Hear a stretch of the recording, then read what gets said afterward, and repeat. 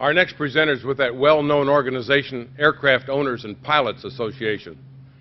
They're based in Frederick, Maryland, and they represent 415,000 pilots out of the 600,000. Two-thirds of the pilots in this country are represented by AOPA, your loudest voice in general aviation. Our next presenter is the Chief Flight Instructor for the Air Safety Foundation. He has over 13,000 hours of flying. He's a retired American Airlines captain, a check airman for the company on 767s, and he says now that he's retired, he has stepped up to a Cessna 172 for pleasure flying. His topic today is the top 5 mistakes that we make as pilots. Let's welcome Mr. J.J. Greenway.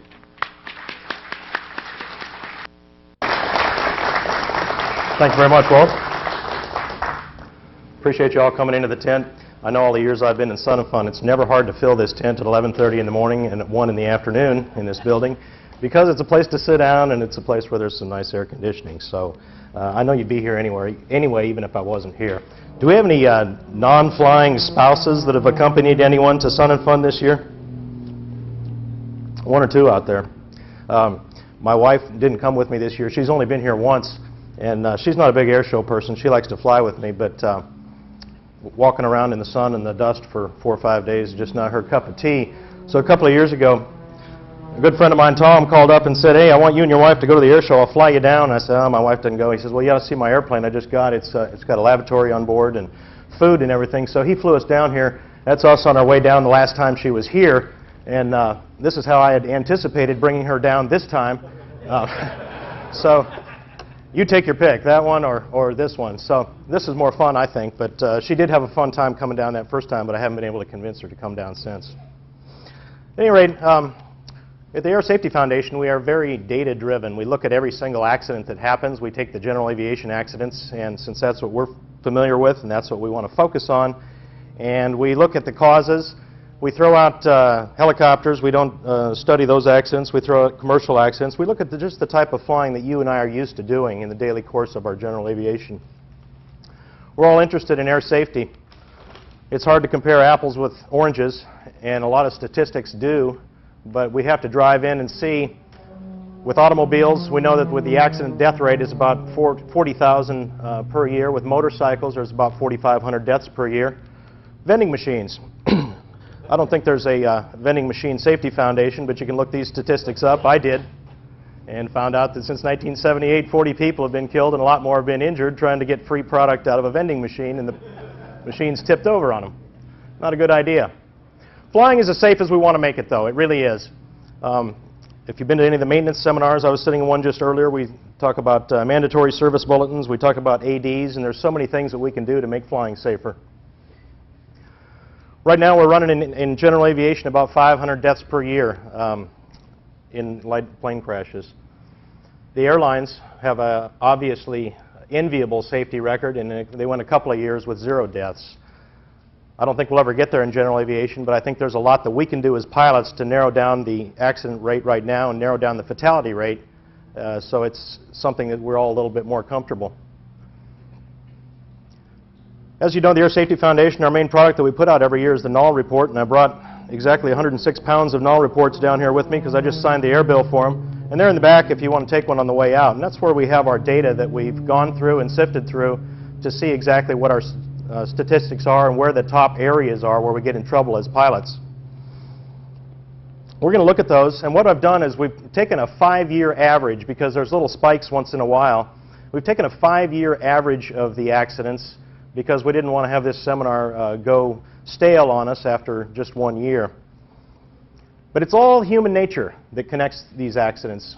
In the null report, that figure 79%. There's just right around 20% of accidents are mechanically caused, and the rest of them are caused right up here by the pilot. And as we go through this program, you'll see a couple of the things that we do as pilots that are just plain not smart. Got to get there. You're on your way to Sun and Fun. You're weathered in for 4 or 5 days somewhere. That's obviously pressure. And you know, one thing with student pilots, as a flight instructor, we have any CFIs in here, by the way? A couple of CFIs in here. As a flight instructor, We're teaching something now called aeronautical decision making that we didn't used to teach in the 60s and 70s when a lot of us were learning to fly. And that is, don't set yourself up to pressure. Don't have an appointment on the other end that you have to get to that's going to make you feel pressured to make a decision that's not going to end up to be a wise decision at the end. Accidents always happen to the other guy. If you were like me and you learned to fly when you were 15, 16, 17 years old, you know how teenagers have that feeling of invincibility. Nothing can happen to them. It's always something to the other guy. And there's lots of other guys.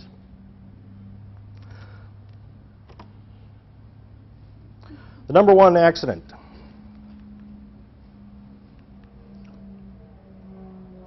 Maneuvering flight. It's not a very imaginative name, but that's what we get from the NTSB records. And with all the litigation out, I'm surprised that when we come into an air show like this, we don't see a sign that says, "Caution, the Surgeon General has determined that acting out air show pilot fantasies may lead to personal death or injury." The people that you hear right now out in the background are highly trained professionals, as you know. And some of you may be the same thing as well in this room. I'm not, and we do have to resist an impulse to do some things that our airplane is not stressed to do. Maneuvering flight is not just what you think. It's not just the high-profile accidents that you read about. It also is pipeline patrol, formation flight, if you're out in the Mountain West, canyon flying.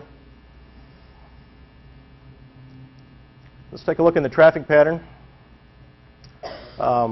We have controlled flight into terrain, flying low, people buzzing. They hit things that aren't necessarily charted. Most of the high things are charted, but you notice there's a little disclaimer that they started putting in the 80s on the sectional chart that not every single thing that's an obstruction is charted. And we have stall spin accidents or uncontrolled flight into terrain. Some things that can pop up when we're operating the airplane in a regime of flight that we're not normally used to operating it in. And we have what we call stupid pilot tricks. The audio is not up on this, and we have some good audio to go with it. I'm sorry you're not hearing it.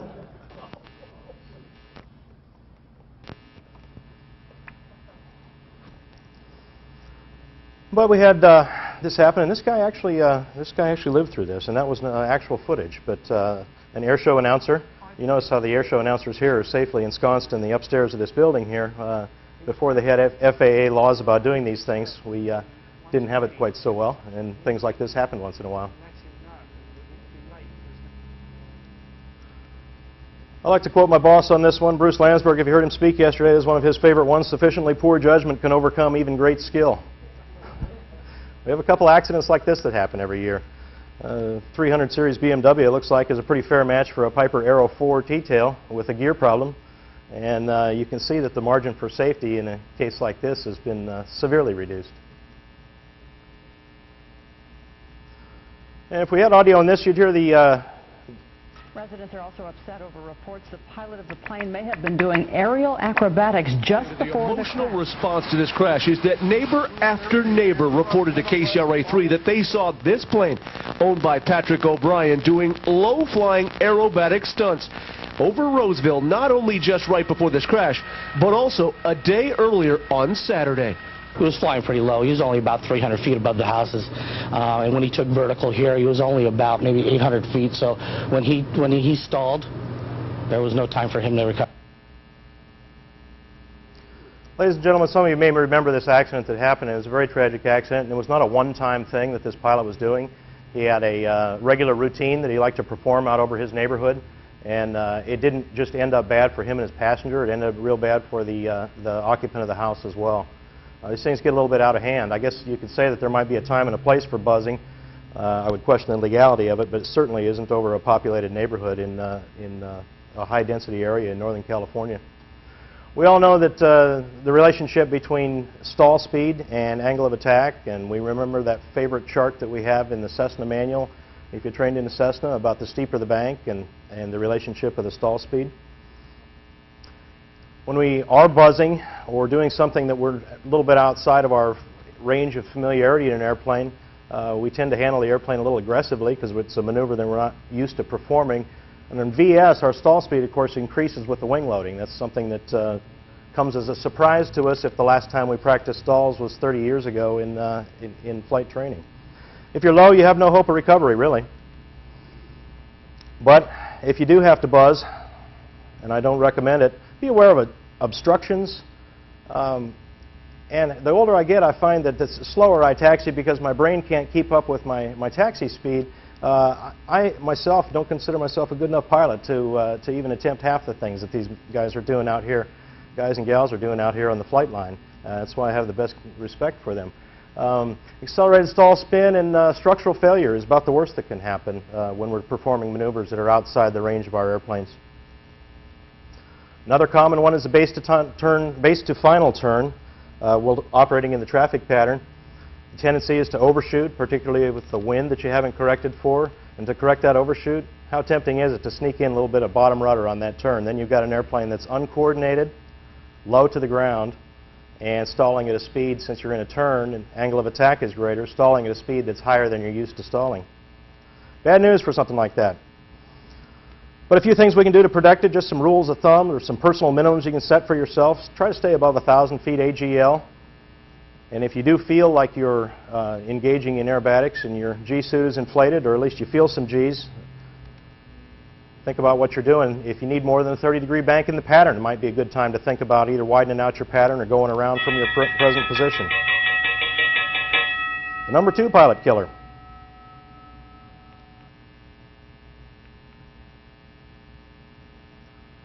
Accidents that happen on the descent and approach. Warning, a fragile aircraft. Do not use to clear trees or brush. Do not use as an excavating tool. To reduce the risk of serious injury, do not attempt to disobey laws of physics. Taunt Mother Nature, and important, children under 16 must have adult supervision, at least for powered airplanes. We get a lot of weather-related accidents in this category. And a lot of them are for instrument-rated pilots. How many instrument ratings do we have in here? Just get a show of hands to see we're about 50-50, maybe 70-30. The non-precision approach. And fortunately, with the advent of WAS, I attended a WAS seminar just a little bit earlier, and I was amazed that LPV, or vertical guidance approaches, are about to outnumber ILS approaches in this country. So they're popping up at an amazing rate. That's good for us if we're flying IFR. But the non-precision approach as we know it now, particularly a VOR alpha approach, and we don't have a lot of NDB approaches, or an approach that is just to the airport, not to a specific runway, often the missed approach point is at a point over the airport from which, at the minimum descent altitude, you really can't make a normal landing. So that's why they have circling minimums only for a VOR alpha approach. My approach at my home airport has a minimum descent altitude of about 600 feet above the ground, and the approach ends right over the middle of the airport.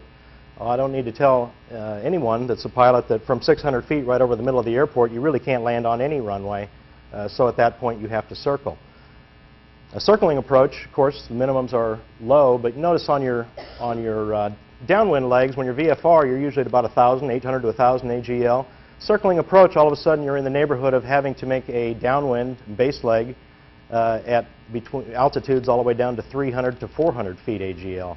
That's something that we don't practice every day. When we have to do it for the first time, if we're in low visibility conditions, it can be a little dicey at best. Do we have anybody with a wide-body jet type rating in here? I noticed a lot of the new ones, they say circling approach is restricted to VMC, visual meteorological conditions only.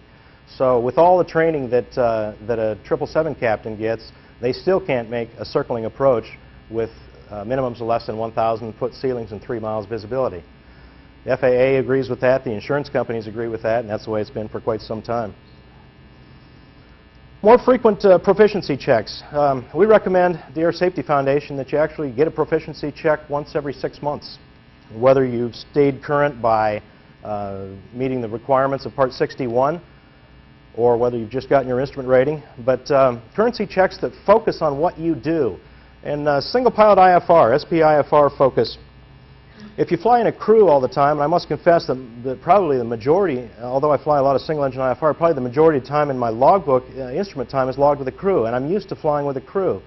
And as an instrument instructor, I resist the impulse to help that student out so much because I've gotten the crew mentality. But if you fly single pilot IFR, make sure you're flying with an instructor on your IPC that is going to make you do everything, that's going to let you make a mistake, that's going to watch while you forget to reset VOR OBS for the outbound course when you cross the VOR. Focus on the single pilot IFR things, because there's so many things to do that if you are used to having someone help you out and all of a sudden you're doing it by yourself for the first time, it can have some interesting results at best. They say the definition of insanity is doing the same thing over and over again, expecting a different result. And I sometimes wonder when I see these accidents. I saw one a couple of years ago where the pilot had made 7 approaches and crashed on the 8th approach. And you really have to ask yourself, if you've made 2 approaches, has anything changed on the surface with the conditions before you make that 3rd approach? If you're just rolling the dice and making multiple approaches trying to get in IFR on the basis of the fact that you might get lucky, you've entered an area where our statistics show that after that 2nd approach, your chances for having an untimely end on your 3rd approach get pretty high, a little higher odds than I wish to take.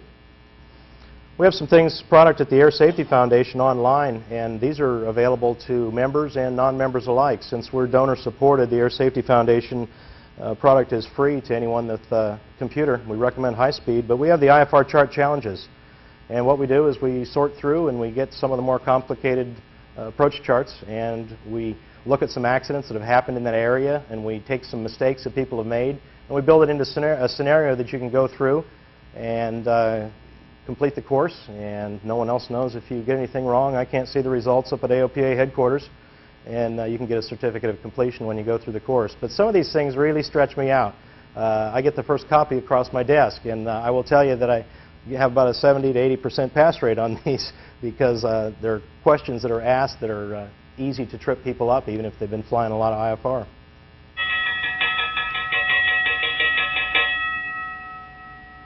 Let's move on to number 3 pilot killer. Anyone want to take a guess at what this is? See what it is. Accidents that happen in the takeoff and climb. There's a noise abatement sign at a local airport near us. Notice: for noise abatement, climb straight ahead to 1,300 feet MSL, preferably without crashing. That's loud. I think one of our developers photoshopped that sign a little bit, but you get the basic point on that. You think of takeoff accidents as being a no-brainer. How could anyone get in trouble on a takeoff? Push the throttle in and keep the airplane going straight down the surface that you're on, whether it be a lake, runway, or a field, and off you go in the air.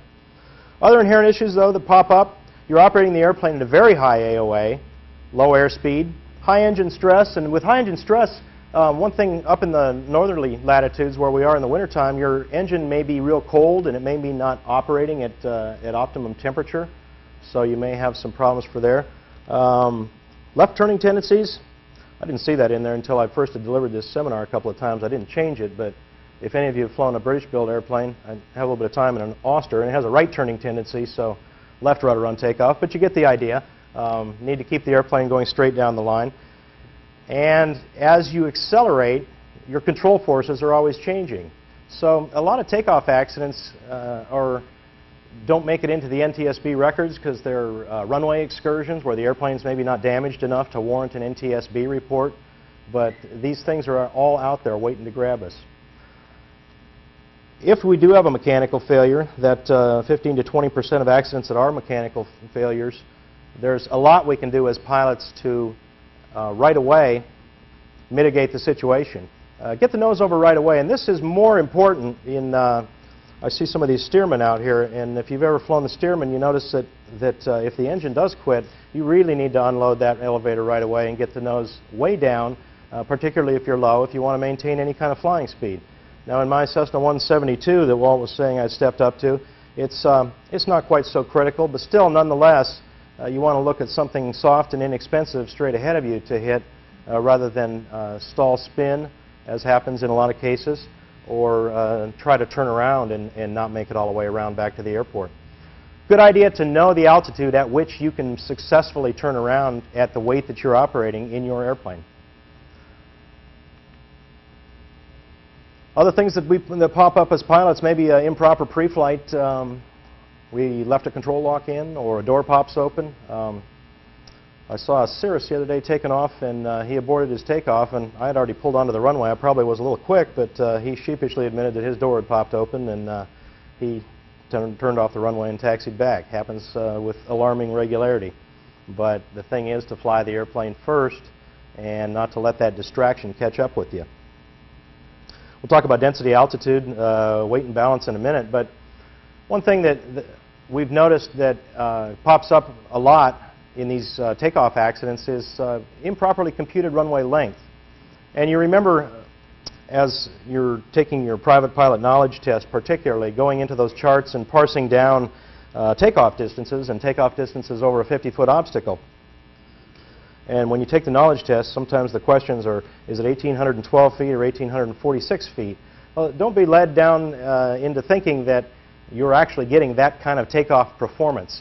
Add a little bit to it. An 1,800-foot runway is a very short runway, but the book may say that you're able to do it in a lot less than 1,800 feet. But if you pad yourself with a 50% takeoff distance, in addition to what the book says you need, you're going to end up a lot happier for your daily operations. One way that the Part 121 airlines get around this is they add either 40% or 60% to takeoff and landing distances, depending on the situation. So they are required to build a fudge factor in, and the airline safety record, knock on wood, has been very good, except for a few little maintenance issues lately. Another gentleman back here has an airplane that's probably close to a year that mine is. You said you had a 172 with 150 horse. Is it a, what model is it, N or P? 160? Okay. My airplane's about 34 years old, and it hasn't had the major overhaul yet because it's got real low time, so I'm pretty sure I'm not developing 150 horsepower. And if I'm not, my performance book is really out the window. So something to think about as we're looking at older airplanes, airplanes that have been used and abused and might not be making it all the way up to their full capability. Density, altitude. I spent a little time flying, observing with the Mission Aviation Fellowship pilots down in Indonesia not too long ago. They were flying Cessna Caravans into some high mountain strips around 5,000, 5,400 feet. And you know what impressed me the most? And these guys are operating a long ways away from civilization. We had to get up real early one morning and fly. About 4 o'clock we left, and I said, we got all day to do this. What's the problem? He said, well, we have to be in and out by 10 a.m., otherwise we're spending the night in the Goroka Highlands. And he said, you don't want to spend the night up there. So I saw what he meant when the commit point on the approach was about 1,200 AGL, and after that there was no go-around. So I helped unload, and we were out of there by 10 a.m. But they were very, very serious about that. Not even an airline. They're a very professional group of missionary aviators. But it's a lesson for me that if we set personal minimums for ourselves like that, we can increase our safety so much. And now as summer's coming and the backcountry airports open up, particularly in the Mountain West, there's a lot of strips. I'm just picking on Idaho, for instance, since I've probably flown the most GA there. There's a lot of strips that you really ought to be in and out of there by 8 or 9 a.m., and that you really ought not be going there if you don't have a headwind to help you get out or a headwind to help you land. Just because we're here in Lakeland, Florida, doesn't mean we don't suffer from density altitude problems. Check those charts. One good thing about the AWOS, and this is one reason why I don't mind paying federal taxes so much, the AWOS, in most cases, and ASOS lists your density altitude. And that's very handy because the E6B whiz wheel here, I'm sure you all have one in your flight bag right now and know how to use it and remember how to use it. I just recently found my E6B the other day. I've had it since I was 15 years old, and I hadn't seen it for a long time. And I will confess that I did find the book with it too, and had to get back into the book to figure out how to use it. But understand density altitude, understand the effects of density altitude on your airplane, understand that it can happen at low altitude as well. Wind control is another thing affecting takeoff. And when we're operating in an airport with a lot of buildings near the runway, that is really its own microclimatology. And we can't see the wind, but if you see the buildings near the runway, you can see the effect of the wind pretty easily. Really impressed me last night, the night air show. Being a very, very amateur aerobatic pilot myself, I spent a lot of time looking out at the horizon, but I can't imagine how these guys were doing these maneuvers with very, very little horizon last night. Did anyone catch that air show last night? Beautiful. Absolutely beautiful, but I can't imagine trying to see where you are at the top of a roll with a very limited horizon. Same thing just for our normal operations in our general aviation aircraft, though, particularly around the ocean, beachfront airports. If you're taking off over the water, you really need to plan on making a 0-0 takeoff and be on the gauges from rotation on. Accident happened just recently in, I believe it was Venice. The probable cause is not out yet, so I'm not speculating, but it was pretty suspicious on a very dark, moonless and cloudy night with a high overcast. The airplane ended up in the water within 70 seconds after takeoff. Need to be ready to go on the gauges right away. And the number 4, with almost 15% of all fatal pilot-related accidents. Weather. Caution here, natural forces may impose stress loads in excess of aircraft structural limitations. Problem with weather accidents, as we're seeing them now, they come in, is that they're the high probability of fatality. With takeoff and landing, we're down near the ground, but with weather accidents, these often occur at cruise altitudes. And one interesting thing we've noticed in the statistics, with more and more traveling airplanes coming on the market, high-end singles particularly, we're seeing those airplanes involved in a disproportionately high number of weather accidents because they're encountering weather en route. And that's something that we didn't envision happening, a spike there.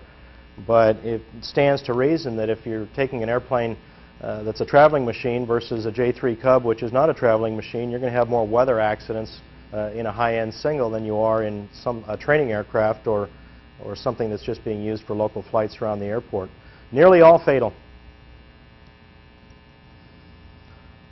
What is the problem with the weather? Mostly thunderstorms, and if any of you saw my boss's presentation yesterday on thunderstorms, he did a couple of them for the last couple of days, Bruce Landsberg, and he was flying home this morning. I saw him in the hotel lobby, and he was shaking his head because there was a couple of good thunderstorms between here and Frederick, Maryland. So I said, remember what you were talking about yesterday. Thunderstorms we have, and VFR and IMC is another real common one, and this affects instrument pilots almost as much as it affects VFR pilots because they're not on an instrument flight plan and they're not at a place where they can legally or safely fly instruments. So VFR and IMC seems to be a pretty equal killer. And then we have icing accidents. We're having about a dozen fatal icing accidents per year in general aviation in the United States, and some of them are more than just one occupant of the airplane.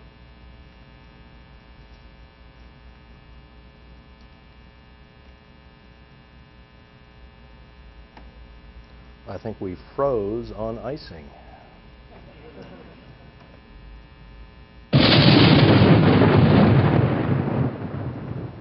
One of our programs that we just came out with, the WeatherWise series, starts out with thunderstorms and goes on to air masses and fronts, and it'll be a several-part series at Air Safety Foundation that will be one of our online courses.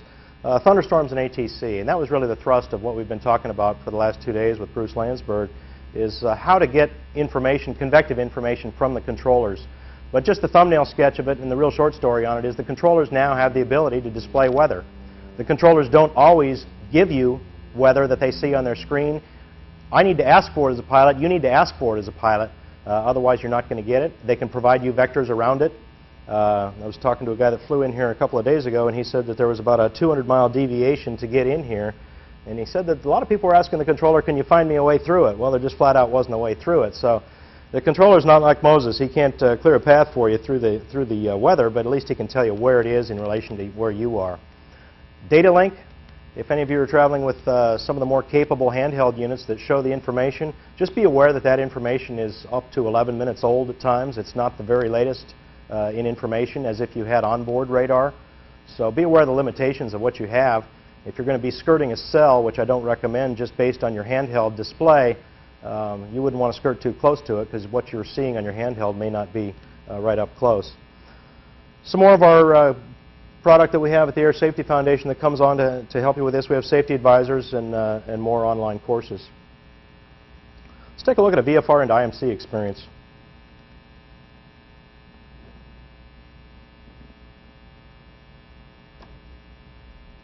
The sky is overcast and the visibility poor. That reported 5-mile visibility looks more like 2, and you can't judge the height of the overcast. Your altimeter says you're at 1,500 feet, but your chart tells you there's terrain in the area as high as 1,200 feet. Still, you've flown through weather like this before, so you press on. You find yourself easing back slightly on the controls to give yourself more clearance. Then, with no warning, you're in the soup. You peer so hard into the mist that your eyes hurt. You swallow, only to find your mouth dry. Somewhere a voice is saying, you should have turned back. You now have 178 seconds to live. You push the rudder and add a little pressure on the controls to stop the turn. But this feels unnatural, and you return the controls to their original position. This feels better, but now your compass is turning a little faster, and your airspeed is increasing. You scan the panel for help, but you don't find any. It doesn't make any sense. You're sure you'll break out in a few minutes, but you don't have a few minutes. You now have 100 seconds to live. You glance at your altimeter and are shocked to see it unwinding. You're already down to 1,200 feet. Instinctively, you pull back on the controls, but the altimeter still unwinds. The tack is in the red, and the airspeed's almost there too. You now have 45 seconds to live. Now you're sweating and shaking. There must be something wrong with the controls. Pulling back only moves the airspeed deeper into the red. You can hear the wind tearing at the airplane. You have 10 seconds to live. Then you see the ground. The trees rush up at you. You can see the horizon if you turn your head far enough, but it's at a strange angle. CFIs, please create realistic scenarios for your students as far as a 180-degree turn is concerned. Obviously, don't be so realistic that we're going into the clouds and doing it without an IFR flight plan. But it's really not a bad idea to expose students because we still have an alarming number of these accidents happening, not just in the high weather areas in the northern U.S. in the wintertime or the Pacific Northwest year-round, but these accidents are happening all over the country with alarming regularity, and it's something that really hasn't changed. Why do we do it? I guess all the reasons that we talked about before. We think it won't happen to us, or we think if we press on a little bit in the soup that we'll get out of the clouds. But if you aren't instrument rated, make a point of getting instrument rated and staying very current. Like I said, 6-month instrument proficiency checks. And you can practice a 180-degree turn under the hood. You don't need your instructor for that. You can have a safety pilot with you to see how your performance is doing a 180-degree turn under the hood. But of all the things, just fly the airplane first, keep the airplane stable. If you have an airplane with an autopilot, make sure you know how to use it. Turn it on in a hurry and use the heading select function of it and use the altitude hold function of it. As far as off-airport landings are concerned, there's a lot of debate on this. I see them happening not as often as they should, and it always bothers me a little bit when I hear someone criticize a pilot for making an off-airport landing, but I really can't join in that criticism of a pilot because I don't know what situation has arisen that pilot has chosen to make an off-airport landing.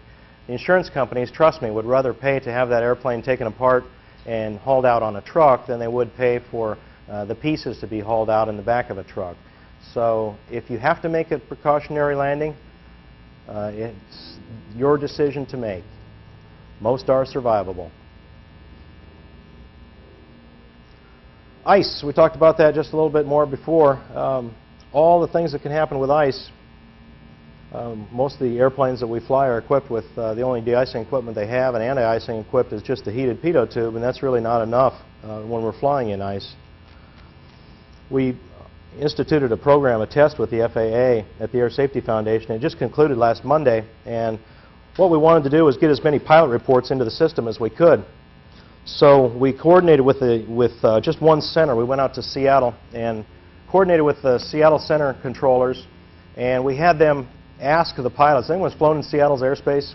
Weather's not real good in the wintertime, especially this time of year. So a 90-day test ran from January to April, January 7th to April 7th, where the controllers would ask the pilots for pilot reports and then go ahead and enter them into the system. So if you checked for PIREPs out in Seattle's airspace, you might have known an obscenely large number of them because the controllers cooperated very nicely with us, as did the pilots.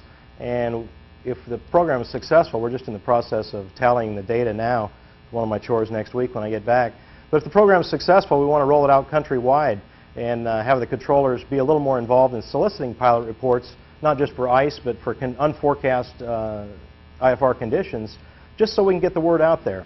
Because a forecast is absolutely useless to us if we are getting a forecast of terrible weather and we get out there and it's severe clear. If we don't tell somebody back at ATC or Flight Service that the weather was not as forecast, then the next pilot along really doesn't have any idea of what's going on. But the thing with ice is, and I like to keep simple on ice because there's no real way to fly ice. We just need to keep out of ice and avoid ice in our small airplanes. But at one point during the flight, you were ice-free. Something to remember. So make that 180-degree turn and get back to that ice-free place while you still can, while your airplane is still flying. I hear people talking about, well, my airplane holds a lot of ice, and other airplanes with a clean wing don't hold a lot of ice. That's an area that I think I've probably been guilty of saying the same thing too, but that's really an area that we shouldn't be exploring. We'll leave that to the aeronautical engineers and the test pilot, how much ice the airplane will hold. So remember where you were not getting ice and go back there. If the last place where you're not getting ice was in your hangar, I really can't help you with that, but something to think about with ice. A decrease in speed is something that is probably going to be the first thing you notice if you can't see your wings, but most of us fly airplanes where we can see our wings. But the problem is, in IMC, north of about here, your airplane is really not usable for a good portion of the year.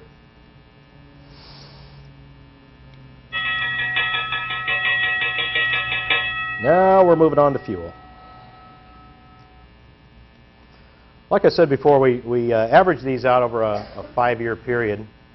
And when we got to the fifth and final category, fuel management, I will say a little bit of a disclaimer.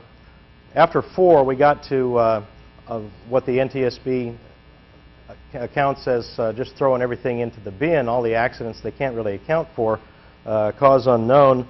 But we got to looking, and there was a lot of little causes unknown, but then the fuel cropped up to be a pretty big one, as it turned out. And so with fuel management, it's important to understand the difference between fuel starvation and fuel exhaustion. Fuel exhaustion is we don't have any fuel left on the airplane. The only fuel left is down in the pumps, and that's a long ways away from us. Fuel starvation, of course, is there's fuel still in the airplane, but we have forgotten or temporarily forgotten or never knew how to get that airplane from where it is in the airplane to the engine that needs it. So starvation and exhaustion. This is a tough program to educate on because none of you are going to run out of fuel. If I asked each of you if you were going to run out of fuel in the next week, none of you would. And I'm not going to run out of fuel. I can guarantee you that. But 3 people are going to run out of fuel, between 2 and 3 people in the next week in the United States, and the airplane is going to end up somewhere where it wasn't intending to end up. Now, some of these end up fatal. Many of them don't end up fatal because the airplane ends up at an airport or ends up undamaged on the ground, and these don't make it into the record. But it's been a tough and monumental task for us to get the word out on fuel. We've put together a few little pilot safety announcements, and I'd like to share them with you because we're playing them at just about all of our seminars that we have in the country. Come with me on this one.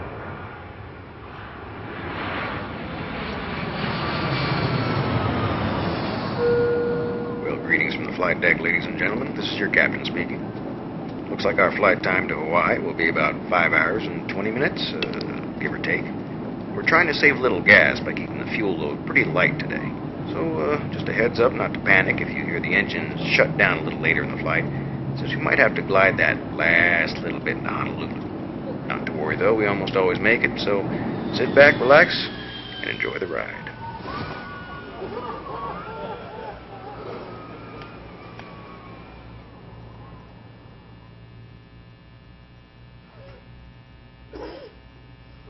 Did I get the point across?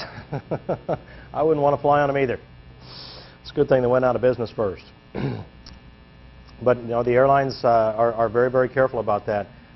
Just as an example, an island like Bermuda, where there's no alternate airports near Bermuda, an airplane that leaves New York for Bermuda is fueled to get from New York to Bermuda and back to New York or back to Washington or back to an airport on the mainland that has legal alternate minimums. So something to think about. And with fuel and filing for an alternate, when we get into the intricacies in Part 91, when alternates are required, I'm not going to cite the 2,000 feet above and 3 miles visibility and within an hour before, an hour after, because I always get it mixed up unless I have the regs in front of me. But think of other things besides weather that can affect a diversion. If it's a single runway airport, a disabled aircraft on the runway can cause a diversion.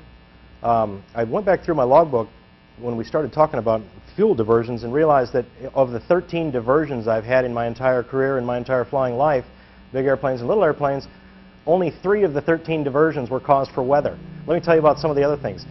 Short final to Guadalajara, an earthquake. And the tower said go around. And with the language difference, I couldn't understand why we needed to go around, but I had no idea there was an earthquake going on. They had to ascertain that the runway wasn't cracked. Going into Caracas, Venezuela, 1989, civil unrest, and rioters had lined the runway with tires and lit them all on fire. Not Bermuda, but Barbados, an airplane, a 747, broke an axle on the runway and disabled the only runway. So we had enough fuel to get in for the weather we had, but yet on all these, and that's just a small example, on all these diversions, we legally didn't have to have fuel for a weather diversion since the weather was good, but yet we had to make a diversion anyway. Just something to think about. Let's look more at fuel. One more PSA that we have, pilot safety announcement. We all know that dependence on foreign oil is a problem, and a lot of us are doing something about it. We've cut our energy consumption and traded our gas guzzlers for hybrid cars. But isn't there more we could be doing? All across the country, pilots are joining the fight to end our addiction to foreign oil. They're carrying just enough fuel to get within gliding range of their destinations. Some are even conserving by walking those last few miles. After all, why waste fuel when your airplane can glide to the ground using gravity and the power of the wind? Hybrid power. It's not just for cars anymore.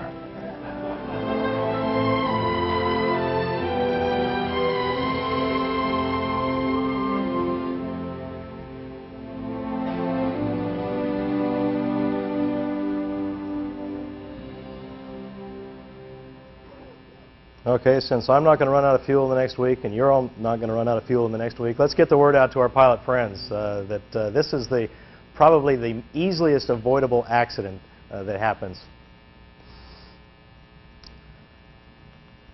But is it really so dumb? Think of the ways that you can get lured into running out of fuel. Your flight planning from, let's say, here to back up to the mid-Atlantic states where I'll be heading when this is all over. On a good day, and I make this flight a fair amount in a little airplane, on a good day I can just barely make it with an hour of fuel all the way there. And when I'm getting high winds, headwinds that are undesirable, last time I did it was in a Piper Seneca, the headwinds that were undesirable, I could make it with maybe 45 minutes worth of fuel. And I didn't want to become a statistic that I would have to read about later or somebody would have to read about later. So I was thinking about that and I thought, you know what, it would be really stupid to stop just 30 miles from my destination to buy fuel because that's breaking up the trip wrong. So I thought, why even pressure myself? Why not just plan a fuel stop in Hilton Head and then I don't have to worry about do I have enough fuel for those last couple of miles. So don't put yourself under the pressure. But it is important to know your fuel system. A friend of mine has a 1959 Beechcraft Bonanza. Fine airplane, but it requires what I think would be a PhD just to learn that fuel system. It seems a little complicated to me, but I come from the country myself. But if you don't know your fuel system exactly and you don't know how to get that fuel to the engine when it needs it, then you are setting yourself up for a starvation accident. Another thing, too, and this has happened 3 times in the last 12 months, a pilot realized he needed fuel. He made the right decision. He landed, and for one reason or another, there was a high fee for a late-night call-out after hours. Fuel was not available because they had the wrong nozzle, wrong pump, wrong grade, or just flat-out nobody there at the airport. So in these 3 cases, the pilot took back off again after stopping for fuel and experienced fuel exhaustion. And that seems to be one of the most avoidable ones that there is. Ladies and gentlemen, these are the top 5 accident causes, averaged out over 5 years. These are where the problem areas are happening, but it's all about aeronautical decision making. Always be thinking. The pilot needs to be the worst pessimist or the best pessimist ever. As you're rolling down the runway, you say, do I have enough runway? As you're climbing to altitude, is this a good altitude where I can glide somewhere if I need to? As we're monitoring our fuel load, we need to be thinking, do we have enough fuel to do what we want to do when we get to our destination? Our destination is closed and we have to go somewhere else. Be pessimistic. And just a couple of simple rules. And this is getting back to the concept of personal minimums that we talked about earlier. Just a few things we can do to mitigate the risk of general aviation. Keep the buzzing to a minimum or not at all. Have enough fuel in at least an hour. And don't rely on your airplane to have that heated pitot tube to de-ice the whole wings. It's not going to work. And in a short runway, less than 2,500 feet, take care. A good friend of mine flies a Piper Cheyenne, and he's a fairly low-time pilot for a Piper Cheyenne, but he doesn't like to do approaches less than 1,000-foot ceilings and 3 miles visibility. He'll fly at IFR until he gets some more hours. He said that's what he was going to do. He set personal minimums. He doesn't give the devil on his shoulder a chance to put input into the flying situation. But take a look at these. Of the 1,142 pilot-related fatal accidents, minus ones in that category, we would have had only 230 fatalities. It's a big number, and that's the job for us. Appreciate you all coming to this seminar. You know, it's a pleasure that in all the professions and hobbies, I don't see a lot of scuba divers coming together in great numbers to come to safety meetings, but I love doing pilot safety meetings because you all actually care about your safety, the safety of those that fly with you, and the safety of those around you, and I appreciate your attention to some of these things that are big items out there for us general aviation pilots. Thank you very much.